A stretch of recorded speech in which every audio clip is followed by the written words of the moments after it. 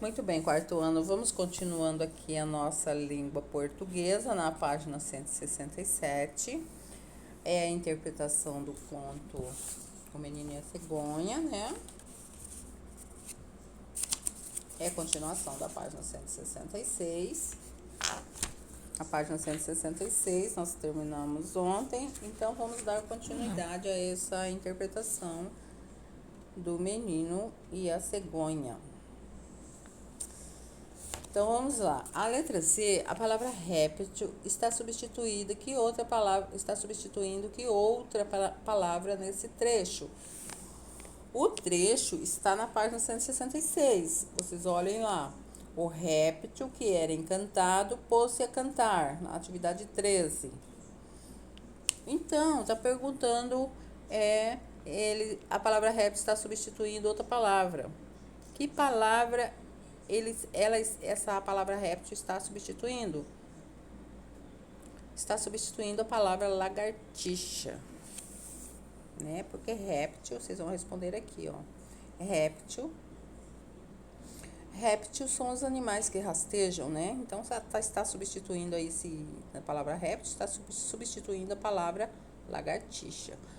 A letra D, por que você acha que essa substituição foi feita? Provavelmente substitui essa palavra para ela não ficar assim muito repetitiva, né? Para evitar repetições. Certo? Então você pode estar colocando aí para evitar repetição da palavra lagartixa. Atividade 14, vocês vão encontrar no texto, né? Informações sobre a cultura do povo, né? Na qual o conto está atribuindo, e preencher aqui o quadro. Aspecto da cultura. Então, vocês vão ver aqui os aspectos da cultura e as informações dadas no texto. Então, crenças populares. Lá no texto cita algumas crenças como ter gêmeos dá azar. É uma crença. Vocês podem colocar aí. Considerar o poilhão uma árvore sagrada é outra crença, né? Isso, e quando é crença é porque não é comprovado cientificamente, não tem nada provado que aquela árvore é sagrada, que não tem nada provado que gêmeos dá azar. Não. Tem mais lá no texto, fala de local de cerimônias especiais dedicado aos espíritos que habitam o interior dela, né? Da mata lá, né? Então, ele está mencionando que o local lá é o local de cerimônias dedicadas aos espíritos que habitam o interior. Eu vou desligar essa internet aqui porque tá muita mensagem caindo. Só um minutinho. Instrumentos e práticas musicais. Então, lá no texto se menciona em alguns instrumentos, tipo, tocavam de jum, tambor usado nos grandes cerimoniais, e o tantã, que é o tambor africano. Então, esses são alguns instrumentos mencionados no texto. Instrumentos musicais, né? Chefe da aldeia. Lá no texto, então, onde foi mencionado lá chefe de aldeia era o quê? Então, era chamado de régulo e tinha várias esposas e filhos que moravam em palhoças separadas. Então, esses são os chefes de aldeia que foi mencionado no texto. Divisão de tarefa. Divisão de tarefa entre homens e mulheres. O que foi mencionado no texto, os homens, eles ficariam responsáveis pela caça e defesa, né? São os guerreiros. As mulheres, lavoura de arroz e algodão e coleta de plantas comestíveis. É isso que vocês vão colocarem aqui, nesse quadro aqui, na divisão de tarefas. Muito bem, a 15 nós não vamos fazer, vamos para 16. No início do conto, apresenta-se um provérbio de Guiné-Bissau. A verdade sabe contar. Vocês podem voltar lá no texto, no início está falando esse provérbio. a verdade sabe contar. Você sabe o que é um provérbio? A letra A, você sabe o que é um provérbio, né? Então, provérbios são aqueles ditos, né, que as pessoas falam assim. Vou citar alguns aqui para vocês recordarem o que é um provérbio. Água mole em pedra dura, tanto bate até que fura. Outros falam assim: a rapadura é doce, mas não é mole não. A pressa é a inimiga da perfeição. A voz do povo é a voz de Deus. Cada macaco no seu galho. Então, isso são provérbios que quer dizer algum acontecimento, né? Quer dizer alguma coisa. Eles são resumidos assim em provérbios. Tipo assim, a pressa é inimiga da perfeição. Por quê? Quando falamos isso, por quê? Porque quando formos fazer algo com muita pressa, não fica perfeito, né? Tudo que vamos fazer com pressa, correndo rápido, não fica perfeito, né? Se você vai viajar, você sai com pressa e acaba esquecendo algumas coisas. Por isso que fala, a pressa é inimiga da perfeição, né? Cada macaco no seu galho. O que quer dizer cada macaco no seu galho? Quer dizer que cada um que tem a sua função, que ocupe a sua função, que não queira, né, se intrometer na função do outro, né? Então, cada macaco no seu galho, cada um com sua, né, com sua função, com a sua responsabilidade, com seu compromisso. E por aí vai, né? Antes só do que mal acompanhado. É outro provérbio, né? Dai a César o que é de César, a Deus o que é de Deus, né? Então, continuando, vamos lá. Que relação você vê entre esse provérbio e o conto? Esse provérbio, a verdade sabe contar. Que relação você vê, né? Que relação a gente viu nisso daí? A gente viu no final do texto o que aconteceu. A criança, né, depois de ter acontecido tudo aquilo, ela reconheceu a sua família, a sua mãe, o seu pai, né, e voltou para eles. Então, a verdade sabe contar. A criança volta, né, ela reconhece pai e mãe, e a verdade aparece, né, ela volta para a família. Beleza? Continuando aqui, nós temos a história O Menino e a Cegonha, é um conto popular de origem africana. Os contos populares são narrativas da tradição oral, transmitida de geração em geração, que pode ser modificada ao longo do tempo, à medida que vão sendo recontadas. Apresentam histórias curtas, poucos personagens e muitas vezes o tempo e o espaço são indefinidos. Então foi isso que nós já mencionamos, né, na aula de ontem.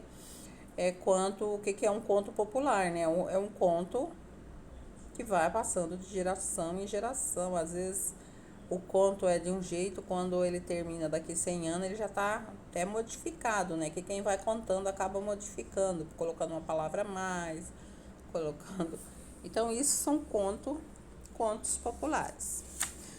Muito bem, vamos para a página 168 agora. A página 168, pensando a língua. Então, agora nós vamos ver o que é pronomes pessoais e pronomes e pessoas do discurso. Relê esse trecho do conto africano O Menino e a Cegonha, prestando atenção nas duas falas do personagem introduzidas pelos travessões. O Régulo, então o trechinho é esse aqui. O Régulo, atônico, fez outra pergunta. Como é que você conseguia se alimentar? A cegonha trazia pedacinhos de peixe para mim e me dava água em seu bico todos os dias, por isso eu não morri de fome. No primeiro travessão, quem fala e com quem fala? Então, aqui no primeiro travessão, quem fala? Como é que você conseguia se alimentar? Quem falou isso? É o Régulo, né? E tá perguntando, e com quem fala? Fala com o menino, né? Então, é essa a resposta que vocês vão colocar aqui. quem fala, o personagem que fala é o Régulo. E ele fala com o menino. Coloque aí essa resposta.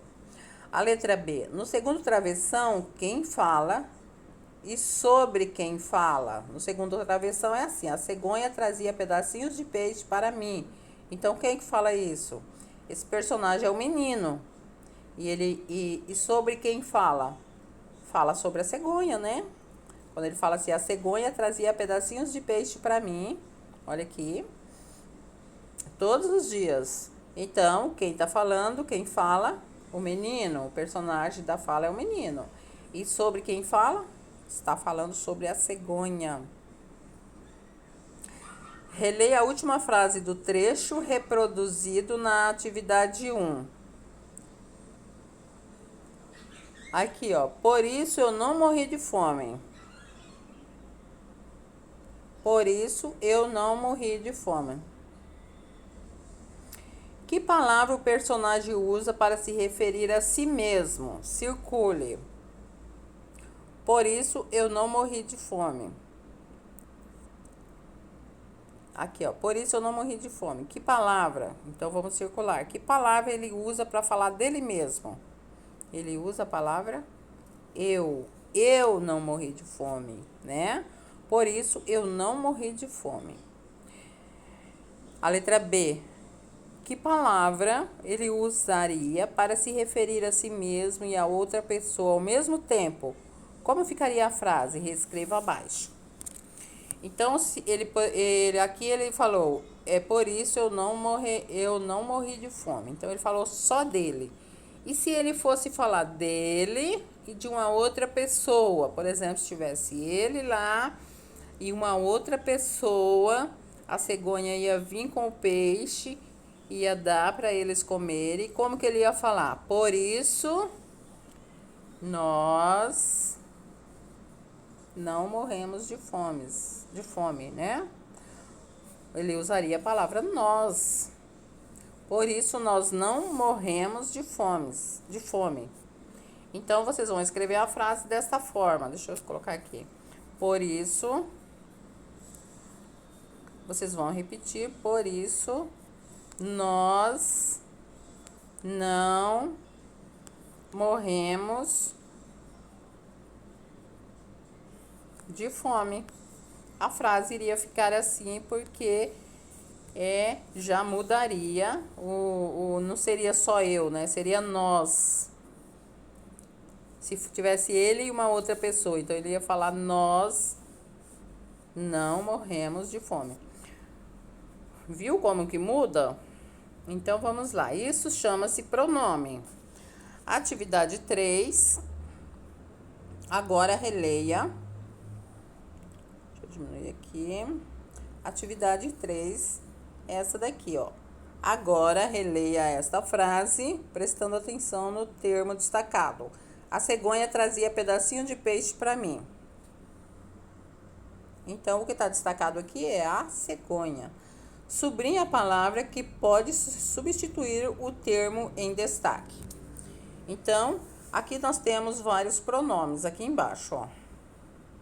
Nós vamos sublinhar aquele que poderia ser colocado no lugar de a cegonha. Poderia ser eu trazia pedacinho, nós temos que falar da cegonha.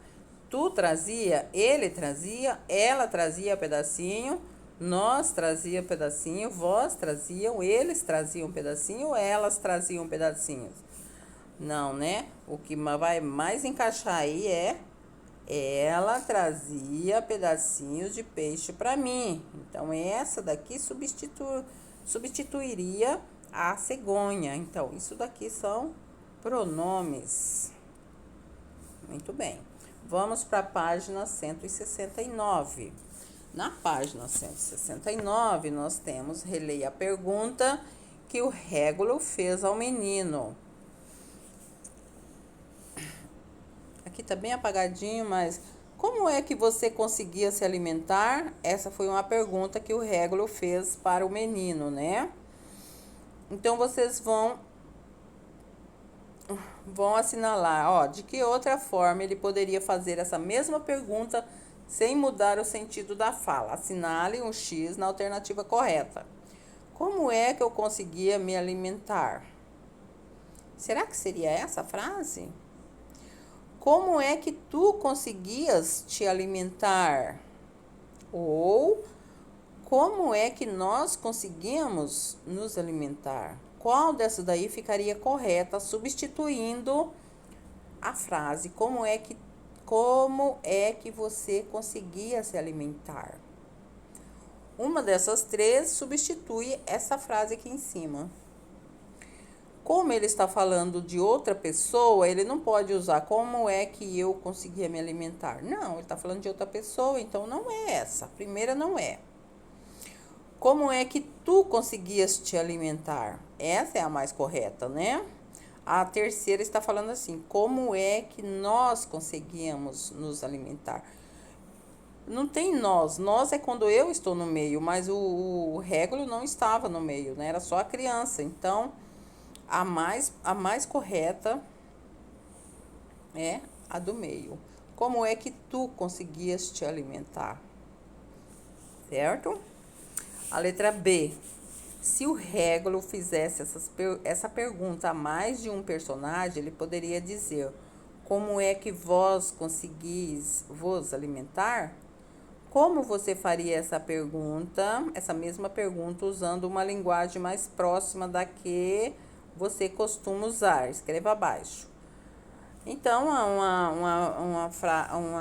uma frase que a gente fala, né, de uma forma mais fácil, sem precisar. Como é que vós conseguieis vos alimentar? Então, nós já vamos no direto, no mais fácil. Como é que vocês conseguiam se alimentar? Então, a gente costuma usar esse vocabulário, né? É o que vocês vão colocar aqui, ó.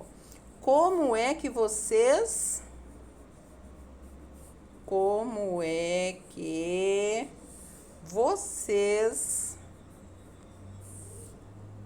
conseguiam se alimentar? Conseguiam